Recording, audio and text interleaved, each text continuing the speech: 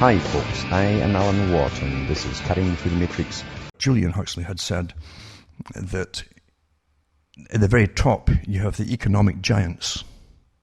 Beneath them you have the scientific class that runs it all beneath them, including the behaviorists and scientists who deal with the minds and the masses.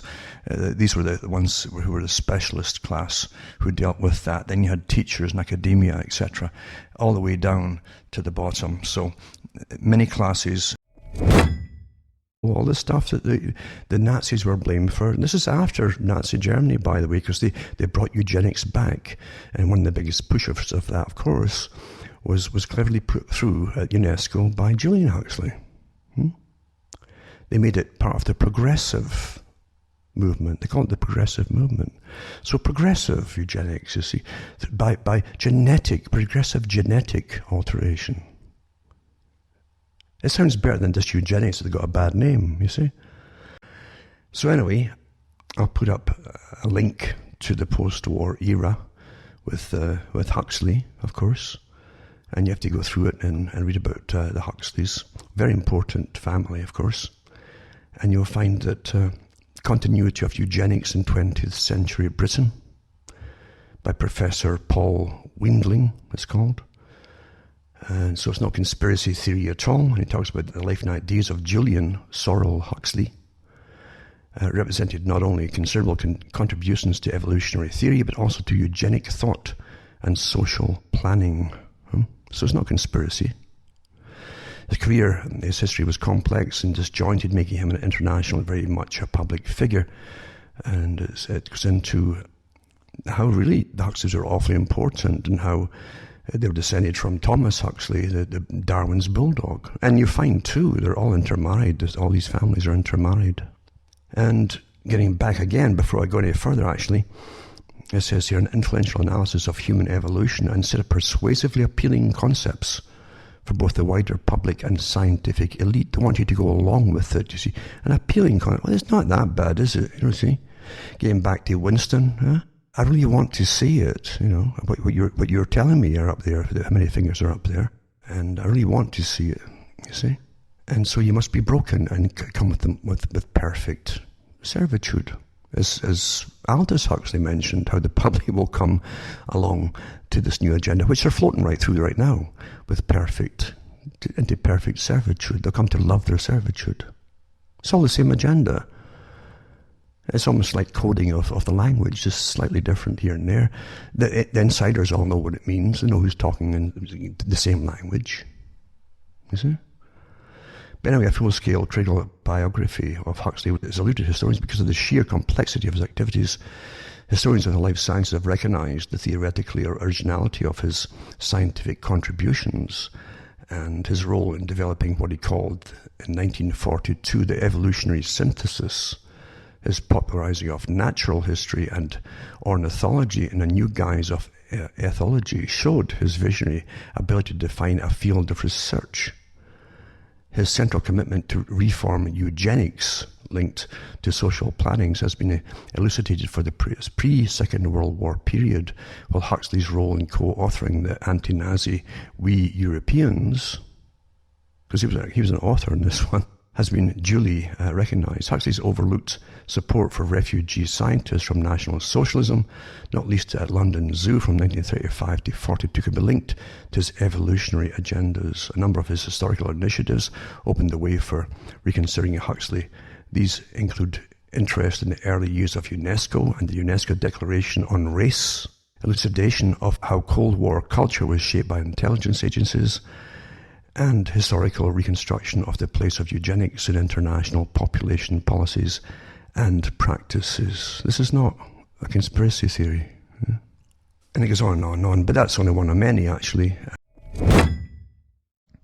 Now, people have heard of the players I've talked about before in the past, the big movers and shakers, like Julian Huxley, brother of Aldous Huxley.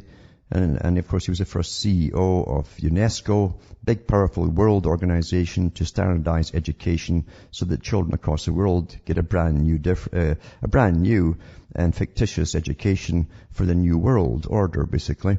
And he also was given various eugenics awards. He belonged to the British Eugenics Society and the American Eugenics Society. And he believed in getting rid of illnesses as simply a matter of finding the people who are carrying certain genes, the inferior types, and preventing them from being born. And he got all kinds of awards from the Margaret Sanger Foundation for birth control, meaning abortions, to help the poor across the world and stuff like that. And on it goes. Anyway, they changed their name, a couple of times, and I'll put that down tonight in links for you. And I'll give you the website of what they're called today. And I've mentioned this one before a couple of years back. It's called the Galton Institute. The Galton. It sounds better, eh? Charles Galton, Darwin, and all these guys. It sounds better, just the Galton Institute, without saying eugenics. And that tells you what they're really into and what they do. And they've got a newsletter out. You can order it. You can see it for yourself, what they're up to. News and events. And they also go into the Darwin lectures. Now, what are the Darwin lectures? The cytogenetics of sex and man, human growth in its comparative and evolutionary aspects, because they're all related, interbred with Darwin, these guys. Change and control in human populations, natural selection, and the concept of fitness. That's the big one for eugenics too. You see, if two particular people come together, and on that chain of chromosomes that match together with the genes, if there's two dominant genes that happen to have this particular illness involved, then you might get the illness. So they should just abort you. That's what that means. Congenital malformation in man and natural selection. So congenital is inherited malformation. Again, inheritance, you see. The physiology of human adaptation. The evolution of viviparity or parity. Human adaptability, its worldwide study within the International Biological Program. The population genetics of enzymes and proteins. They're big into that stuff because, you see, that's how you alter the human being, through your food and everything. Through your diets and GM stuff and all that kind of stuff. And then going to against nature, the use and misuse of birth control, then human conception, and then their vision of man. An interesting one, what their vision of man should be. Of course, perfect in every way, the Superman. And then you'll see all the different people who are involved in it, very big players, of course. And you'll see the names of the lecturers down through the years, and their board of directors, and anyone is a member of it, of course, naturally. But what you have really is a mix of Darwinism and all the other theories that came out of Darwinism to do with inferior and superior, stuff that Nietzsche would be proud of if he was still going today. And of course, this was the kind of stuff that inspired Adolf Hitler to do his stuff, and it also inspired the Soviets before Adolf came along to go into creating the new Soviet man as well. They believe they can train anyone if they're born in the proper parents. And they don't need parents to save them forever. The state would take care of them and bring them up. The Galton Institute's interesting too because it works with the University College London, to get taxpayers' funding into, even though it claims it's a charity and they're heavily involved with all the other big societies to bring down the population of the world and create the right kind of people, not the kinds who might mate. It's just like the weather stuff. They could have this and it may produce that. It's all with these mays and codes that they go and actually go forward with their big objectives of sterilizing people across the third world. So we're dealing with really nutcases here, but they really believe in what they're doing. And that's the unfortunate part of this world here. The ones who are nutcases and believe in what they're doing are either the far left or the far right. And the people who are balanced in the middle, unfortunately, are subject to all the laws and so on and the actions that they make us all do and put upon us, in fact. And that's the problem with this world, as I say, in which we live. We must remember that anybody who was anybody in the early 20th century belonged to the Eugenics Society, based in London. H.G. Wells belonged to it. Julian Huxley, as I say, was a member too, naturally. And many other people, and the Darwins, all the Darwin lineage, and the Galtons too. They're all intermarried, by the way, the Darwins, the Galtons, and the Huxleys. With the Wedgwoods, because all the Darwins, for a couple of generations, maybe more of them actually, only interbred with the Wedgwood family. In fact, I think when Charles Darwin's wife died, she was a Wedgwood, he then married his aunt, who was a Wedgwood. And that's what they did. They were trying to do is literally what they call proper breeding for intelligence and genius. That hasn't gone out of fashion, by the way, because now it's done through genetic engineering and manipulation of various genes and epigenetics, etc. This is all part of modern eugenics. And there's an article here about the Galton collection on eugenics, and it's called Racism, Eugenics, and the Domestication of Humans. Because if you think it was all about animals when they're experimenting on animals and so on, and still doing it too with animals too, about rats or mice, let's compare them to humans. Can we train them to do this? It's all to do. If you understand how you can train all kinds of animals, what they have in common, then the idea is ultimately you can train and control all humans too, the same way. And this article here is by Subhadra Das, and it says the Grant Museum's current exhibition, called the Museum of Ordinary Animals, the boring beast that changed the world, explores the mundane creatures in our everyday lives. Here in the blog, we will be delving into some of the stories featured in the exhibition with the UCL researchers who helped put it together. December 1863, the scientist Francis Galton presented a paper to the Ethnological Society entitled The Domestication of Animals. Now, Ethnological Society, remember, for ethnic groups, for people. The Domestication of Animals. In it, he outlined 6 characteristics necessary for an animal to be domesticated. Now, this is awfully, awfully important, because it's human traits that then can be exploited, just like everyone's got their programs on the internet, everyone's into their favorite particular social media, etc., and their Facebooks, etc., etc., etc., right? So the first one was hardiness, the ability to survive despite human neglect. So hardiness is one. So in other words, cheap to keep alive, basically, or even cost negligible. 2, fondness for man, notwithstanding occasional hard usage and frequent neglects. Okay? Now, fondness for man, we're all social creatures, you see. We act as big groups. It's easy to manage us for that reason. Appeal to the group.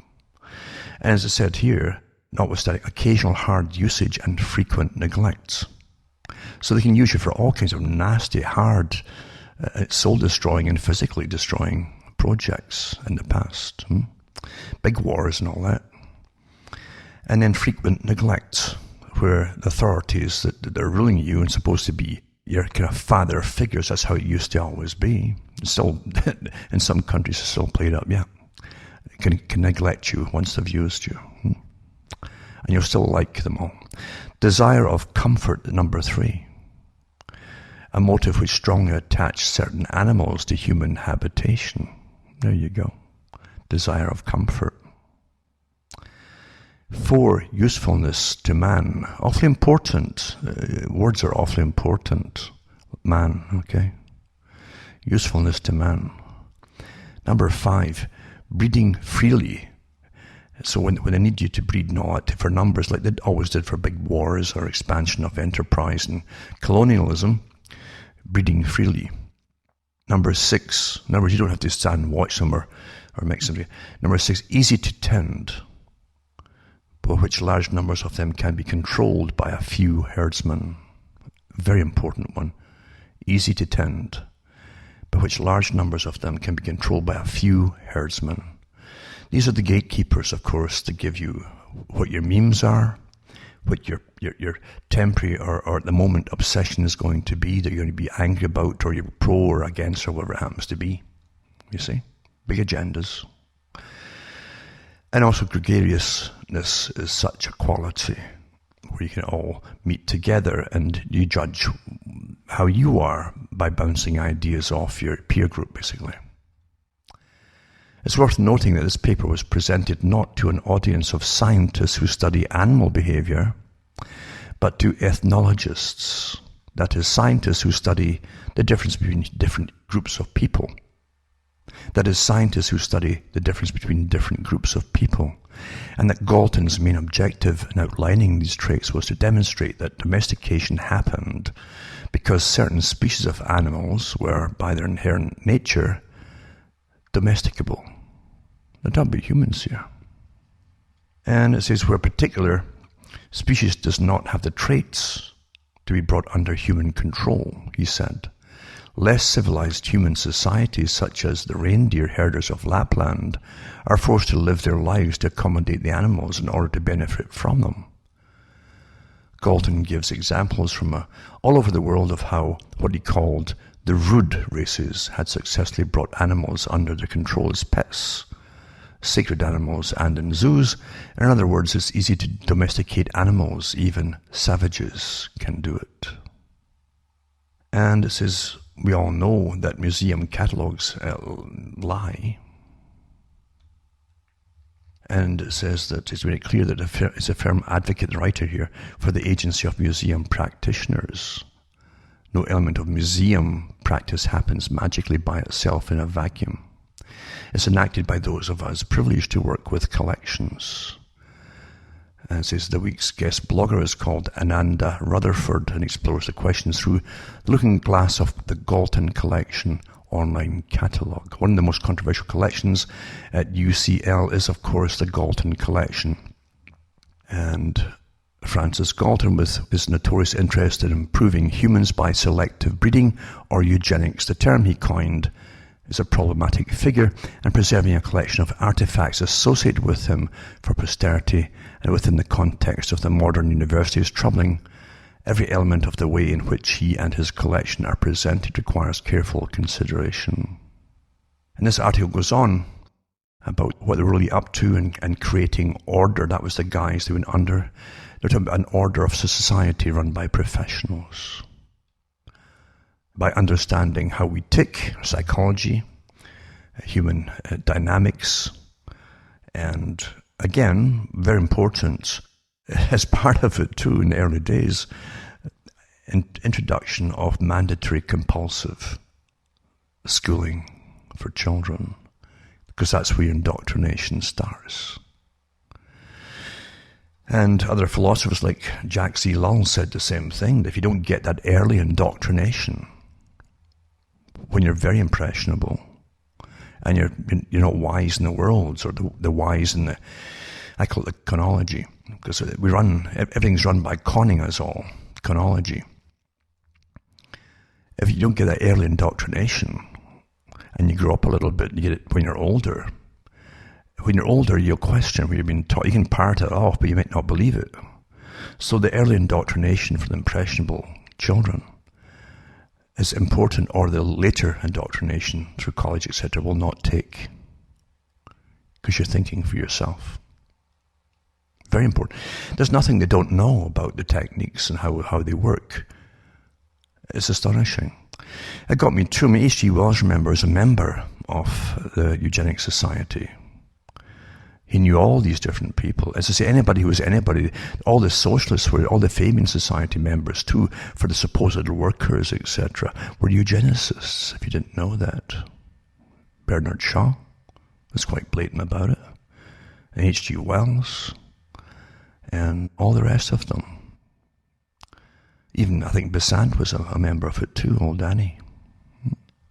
But then her daddy was a lord as well. So they ran the right wing and they ran the left wing. The whole idea was to give you parties. And the parties would say all the right things for the followers, and you'd vote. And that way you wouldn't have revolutions, because you always vote the other ones out. Then you get sick of the next bunch after 4 or 5 years, and you vote them out, and then the other ones are back again, you see. So that's the con of it all. And in reality, as I said tonight, the real rulers are professionally trained, and they have levels and levels and levels of them, multi-specialists, or specialist areas, I should say, of ruling us all. That's how it was done. And Julian Huxley was part of it too. That's how the world is run. So you can vote all you want. Is it going to change? People can't really figure it out, even today. 1948, President of UNESCO, the United Nations Educational, Scientific and Cultural Organization, and Fabian socialist Sir Julian Huxley calls for a radical eugenics policy in UNESCO. It was called Its Purpose and Its Philosophy.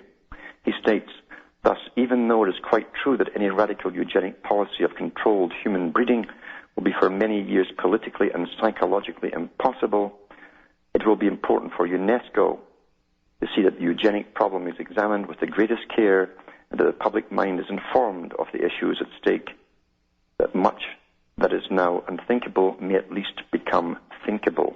He's the same beauty, he's a beauty who advocated the fact it has to get us so humanistically indoctrinated that we would start to accept that human life was not so valuable or sacred after all. And this was after all the horror of Hitler and World War II. 1948. Still running the same agenda. Because they never change. Back to Julian Huxley. Julian Huxley, co-founder of Planned Parenthood, along with Margaret Sanger, who said that children were weeds.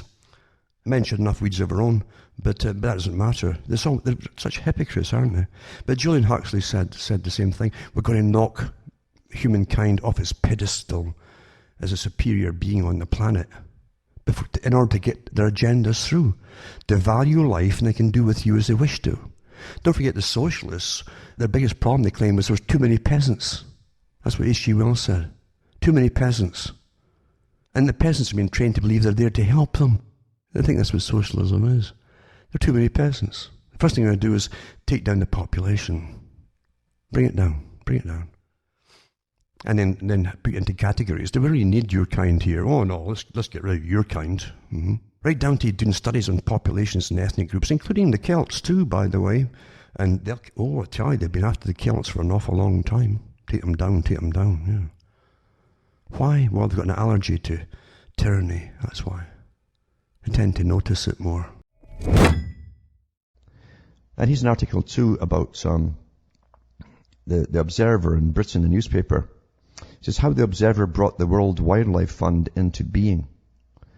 It says 50 years since Julian Huxley, as a writer of Aldous, the brother of Aldous, writing the plight of African animals in the Observer, inspired the creation of the World Wildlife Fund. And I'm going to put this one up here because it's got different links of it to original articles in the archive sections of the Observer that Huxley himself wrote. Remember, he was the first CEO of UNESCO. He was an ardent eugenicist. He was all for culling off all the weaker types, Mr. Huxley.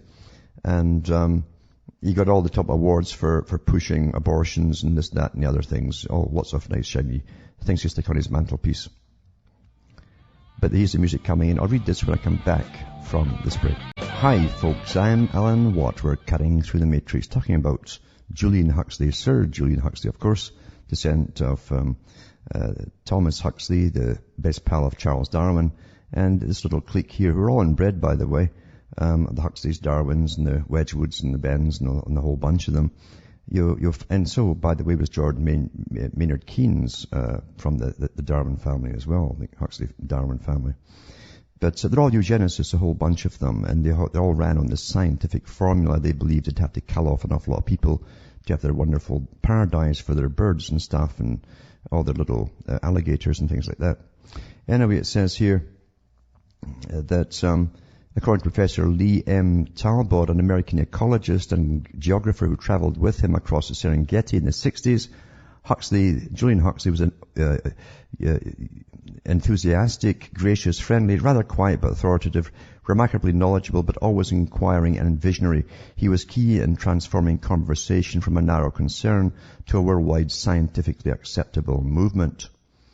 He says he was also in favor of decolonization. He was a scientist, ecologist, and a eugenicist. He knew conservation was about making a park, then putting a fence around it. It was about social and economic contexts. And it goes on and on and on, but you can actually get the links off here to read the articles that Huxley supposedly wrote for The Observer that kicks off. And then you see all the big players that moved in immediately to back him. It's all designed that way, of course, because they're all society, has an awful lot of friends, and that's what you belong to as well. He also decided, too, to give you all your values for the children to come, and the sexual liberation to be taught at school, all that stuff, so as to end the family unit. That was all part of it. He talks about that in his own writings, if you bother to read them. This great helper of UNESCO, he made sure there'd be a standard worldwide education, and that's what you've got today. A same culture worldwide. There can only be one, once again. From myself, Alan Watt, this good night to me, your God or your gods go with you.